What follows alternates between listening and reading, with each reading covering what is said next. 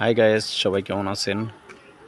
আলহামদুলিল্লাহ, আমি আল্লাহ তাআলার অশেষ রহমতে ভালো আছি। তো আপনারা দেখছেন যে আমার ট্রাকটি লাকড়ি লোড হচ্ছে। লাকড়ি লোড হচ্ছে এখানে ১৯ নম্বর পশ্চিম সরখালী সরকারি প্রাথমিক বিদ্যালয় কাম সাইক্লোন সেন্টারের পাশে।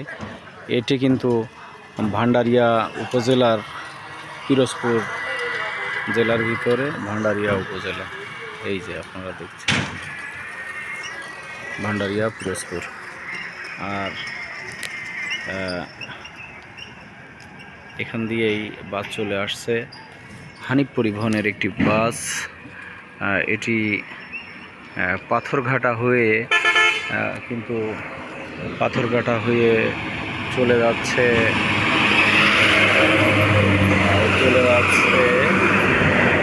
বরিশাল হয়ে ঢাকায় চলে যাবে, আর এদিকে যাবে